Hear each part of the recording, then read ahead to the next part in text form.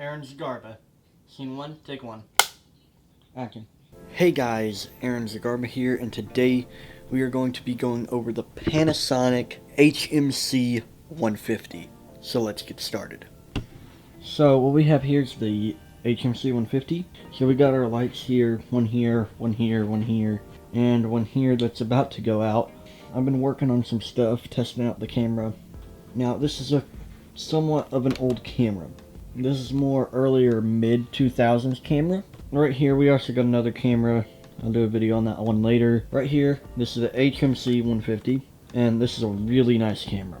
And what's so special about it, at least for me personally, is I actually shot one of my short films on this camera. My no-clip short film that I made here at the Cumberlands, which is where we are. We are currently in the digital media studio at University of the Cumberlands. So what we have for basic setup to record this video when we switch to the camera, to the HMC-150, we got a little monitor. The display on this camera isn't the best. So this monitor will give us a little bit of a higher quality so we know more or less what the camera sees. Instead of looking at this monitor right here, you also got this setup right here for a little viewfinder. We're probably not going to use that except for mainly focusing, but I also use this for focusing, so I know that I have a sharper image if I can plug it up. So it takes these big LP batteries, LII batteries, LI ion batteries, as you can see. So settings that we've been using, we have it on, for channel 1 we have input 2, channel 2 we have input 2, input 1 on, input 2 on. So let me show you what it would look like if I turn it on. So we also got an XLR plugged in to our input 2 right there. You can see we have it running right there, all the way up to the mic. Sorry, I bumped the mic. So, what we got, since we got the monitor going, this is currently what it looks like when it looks normal. So, if we turn on the monitor up here, if we can get that started, it's gonna look 1,000 times better.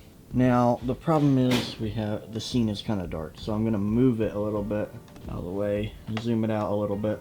That's what it should look like. Now, obviously, camera quality is not going to be easy filming with a camera onto another monitor. So normally this is what it looks like on the monitor. It's a whole lot lower quality. It's not as great as we want it to be. And this is what it should look like through the viewfinder. Now obviously you can't see it as well as I can personally viewing from the camera, but if you can tell, the image is a little bit more higher quality coming out of the monitor, so I can get more of the details and more of an idea of what I'm filming. Personally, to me, I think that looking at the little LCD screen right here, it doesn't capture the right colors that the monitor captures, and it's also, I think, a little bit too bright, so I can't really know exactly what's going on. Although the monitor does help when I need to tell what f-stop I'm at and all that kind of basic stuff, and how many minutes I have left to record, how many minutes I have in the battery. It's almost at full charge, 181 minutes of record time and 181 minutes of battery life and 153 minutes of actual record time onto the SD card. So another interesting thing about this camera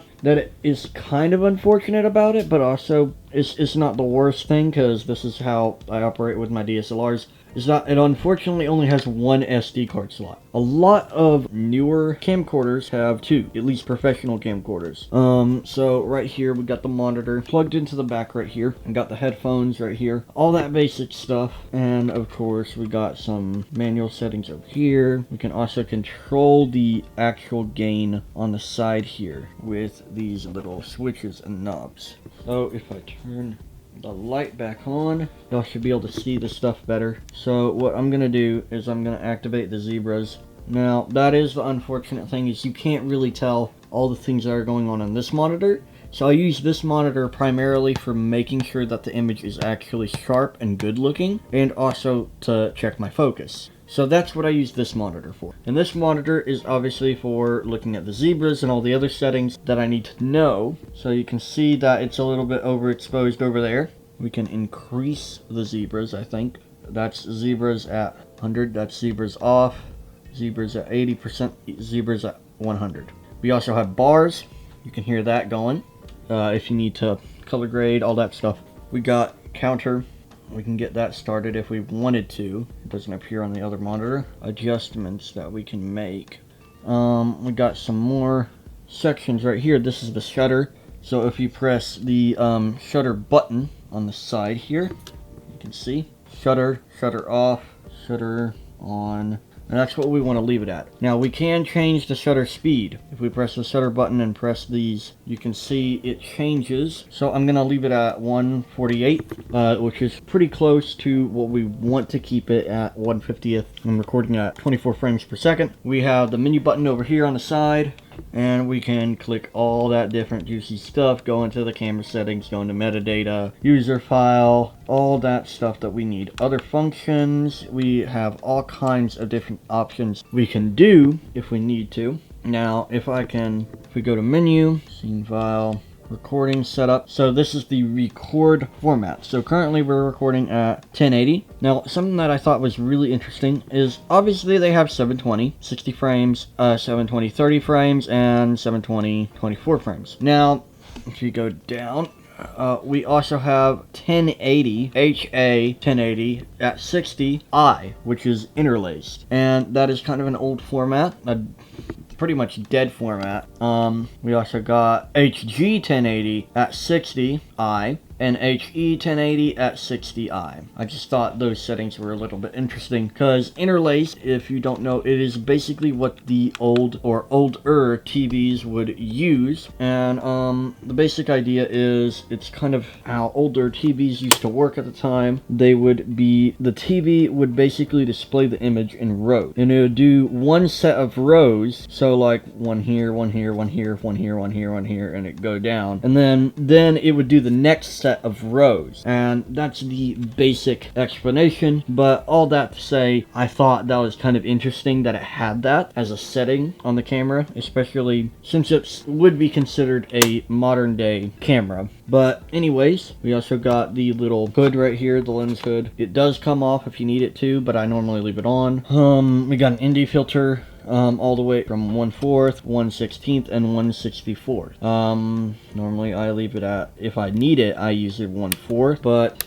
depending on, of course, what I need to do exactly, that's going to change. You can see how that affects the quality and everything. I think that's really nice. Of course, multiple manual settings, a little auto white balance button right there. What you'll do is if you need to set your white balance, you get a white card or something that is big and white, put it in front of the lens, press that button, and then it will automatically correct the white balance. So let's get into this camera.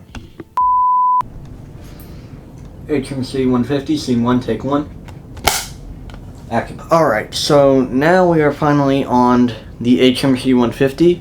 Now, if the audio sounds a little echoey, it is probably because of the microphone, the XLR microphone we mounted on there. I had a little bit of trouble setting it up and everything and getting it all together, but I've more or less leveled it out and everything, so it should sound a whole lot better than it did sound when we were messing around with it. This is what the video looks like, and it actually looks pretty good. Now, if it does look a little blue, because I personally think it looks a little bluish, like a bluish tint, I have still been trying to adjust the white balance, and I don't think I've done it right, and I think it left with somewhat of a bluish tint on the footage. That's kind of what it looks like. I've got the other camera over here, another full HD camera, really nice camera. We'll do another video on it, but basically, when we were setting it up, when we wanted it to come out of the XLR mic, we had to mess around with the settings. So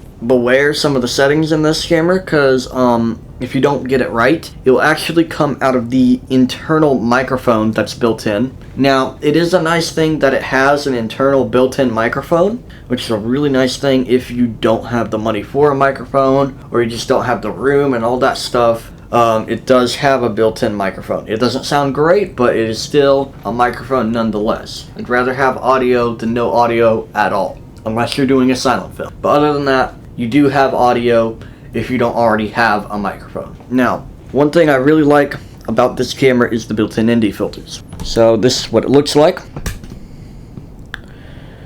right now we are at 1/16 of ND. Now if I go down, and now we are at 1/4. Of course, you can barely see me at all. This is 1/64. Now this is obviously used when it's extremely bright outside, and that's the only time you want to really use the ND filter most of the time. Now if you're inside and there's some bright windows, maybe go with 1/4, how I have it set up right now. But normally you want it to be set like this, where it's at where the ND filter isn't on at all, and you just adjust the white balance, and you of course adjust the f-stop, all that kind of stuff to your liking, get some lights set up, and then there you go. You got an interior shot just like this. So yeah, that's my video on the HMC 150. Hope you liked it. I think that this is a really great camera, even though it's decently old, and it's recorded a lot of great things for me, particularly my no clip movie, which I recommend you should check out. It is on my channel Slyfox TV, but I'm hoping to add it to my new channel Aaron Zagarbo, which you are watching this video on right now. So please like, subscribe, and I'll see you next time. Bye.